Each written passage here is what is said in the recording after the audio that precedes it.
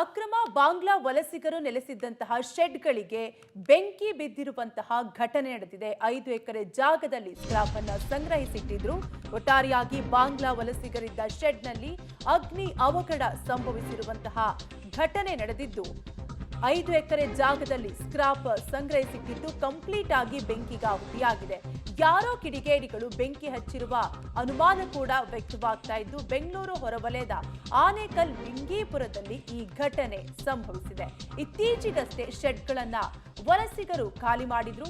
2 ಅಗ್ನಿಶಾಮಕ ವಾಹನ ಸ್ಥಳಕ್ಕೆ ಬಂದು ಬೆಂಕಿ ನಂದಿಸಲು ಹರಸಾಹಸವನ್ನ ಪಟ್ಟಿದ್ದಾರೆ. ಒಟ್ಟಾರೆಯಾಗಿ ಬಾಂಗ್ಲಾ ವಲಸಿಗರು ಇದ್ದಂತಹ ಶೆಡ್ನಲ್ಲಿ ಅಗ್ನಿ ಅವಘಡ ಸಂಭವಿಸಿದ್ದು ಗಮನಿಸ್ತಾ ಇರಬಹುದು.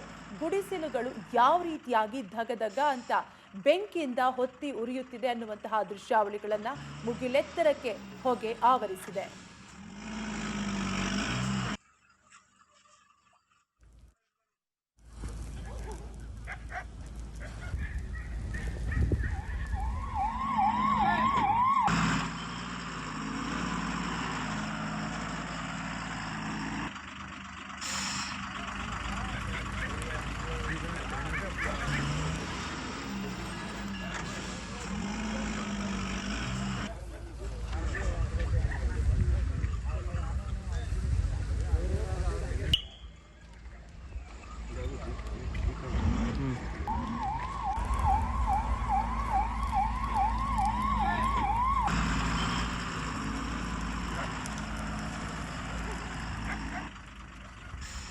ಬಾಂಗ್ಲಾ ವಲಸಿಗರಿದ್ದ ಶೆಡ್ನಲ್ಲಿ ಅಗ್ನಿ ಅವಘಡ ಸಂಭವಿಸಿದ್ದು ಯಾವ ರೀತಿಯಾಗಿ ಗುಡಿಸಲುಗಳು ಧಗಧಗ ಅಂತ ಹೊತ್ತಿ ಉರಿಯುತ್ತಿದೆ ಅನ್ನುವಂತಹ ದೃಶ್ಯವನ್ನ ಗಮನಿಸ್ತಾ ಇರಬಹುದು. ಮುಗಿಲೆತ್ತರಕ್ಕೆ ಬೆಂಕಿ ಆವರಿಸಿರುವಂತಹ ಎಕ್ಸ್ಕ್ಲೂಸಿವ್ ದೃಶ್ಯವನ್ನ ಗಮನಿಸ್ತಾ ಇರಬಹುದು. ಬೆಂಗಳೂರಿನ ಬಂಗೀಪುರದಲ್ಲಿ ಈ ಘಟನೆ ನಡೆದಿದ್ದು ಇತ್ತೀಚೆಗಷ್ಟೇ ಶೆಡ್ಗಳನ್ನ ವಲಸಿಗರು ಖಾಲಿ ಮಾಡಿದ್ರು.